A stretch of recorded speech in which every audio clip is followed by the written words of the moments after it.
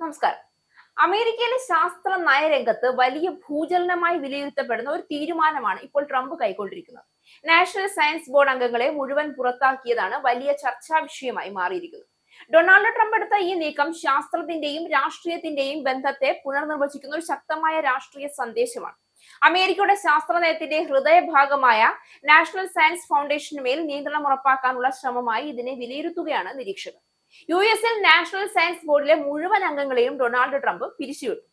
അമേരിക്കയുടെ ശാസ്ത്ര എഞ്ചിനീയറിംഗ് നയങ്ങളിൽ പ്രസിഡന്റിനും യു.എസ് കോൺഗ്രസിനും ഉപദേശം നൽകുന്ന സ്വതന്ത്ര സമിതിയാണ് 1950 സ്ഥാപിതമായ ഈ ബോർഡ്.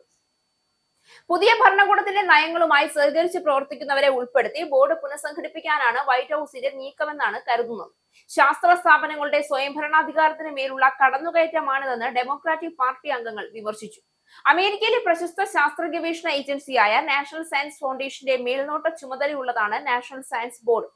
ഇതിലെ 20-ലധികം വരുന്ന ബോർഡ് അംഗങ്ങൾക്ക് ഇന്നലെയാണ് പിരിച്ചുവിട്ടു എന്ന അറിയിപ്പ് ലഭിച്ചത്.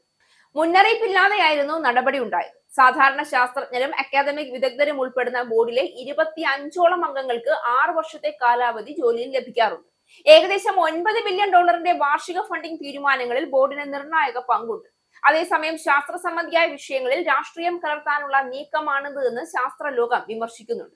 ഗവേഷണങ്ങൾക്കടക്കം നൽകി വരുന്ന ഫണ്ട് വെട്ടിക്കുറയ്ക്കാനുള്ള നീക്കത്തിന്റെ ഭാഗമാണിതെന്ന് മുൻ ബോർഡ് അംഗങ്ങളും ആരോപിച്ചു.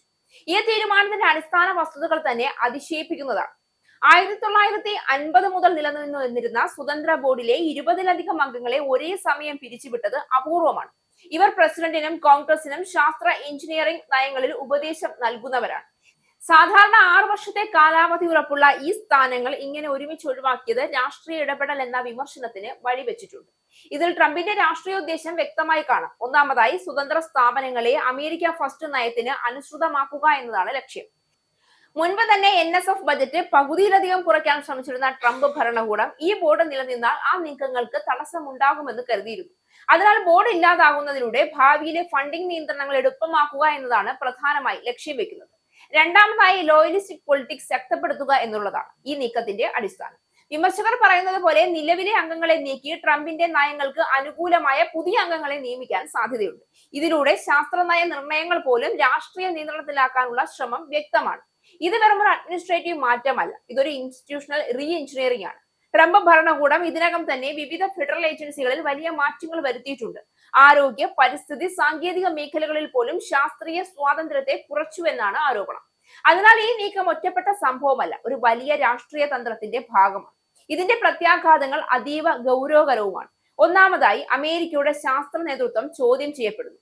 MRI മുതൽ AI വരെ നിരവധി കണ്ടെത്തലുകൾക്ക് പിന്തുണ നൽകിയ സ്ഥാപനത്തിന്റെ മേൽ നിയന്ത്രണം നഷ്ടപ്പെടുന്നത് നവോത്ഥാനത്തെ തന്നെ ബാധിക്കും. രണ്ടാമതായി, ഗവേഷണ ഫണ്ടിംഗ് രാഷ്ട്രീയ തീരുമാനങ്ങളായി മാറാനുള്ള സാധ്യതയാണ്. ഇത് യുവശാസ്ത്രജ്ഞർക്കും സർവകലാശാലകൾക്കും വലിയ തിരിച്ചടിയായി മാറും. മൂന്നാമതായി, ആഗോളതലത്തിൽ അമേരിക്കയുടെ വിശ്വാസ്യതയ്ക്കും തിരിച്ചടിയാകും. ശാസ്ത്ര നയങ്ങൾ പോലും രാഷ്ട്രീയ സ്വാധീനത്തിലാണെന്ന് തെളിഞ്ഞാൽ അന്താരാഷ്ട്ര സഹകരണങ്ങൾക്കും ആഘാതമുണ്ടാകും. ഇത് ചൈന പോലുള്ള രാജ്യങ്ങൾക്ക് അവസരമൊരുക്കും. ട്രംപിന്റെ ഈ നീക്കം അധികാരത്തിന്റെ കേന്ദ്രീകരണമാണ് ലക്ഷ്യമിടുന്നത്. ശാസ്ത്രം പോലുള്ള സ്വതന്ത്ര മേഖലയിലും രാഷ്ട്രീയ നിയന്ത്രണം സ്ഥാപിക്കാൻ ശ്രമിക്കുന്ന ഒരു വലിയ നീക്കത്തിന്റെ ഭാഗമാണിത്. ഇത് അമേരിക്കയുടെ ഭാവി ശാസ്ത്ര ദിശയെ തന്നെ മാറ്റിമറിക്കാനും സാധ്യതയുള്ള നിർണായക ഘട്ടമായി ലോകം വിലയിരുത്തും.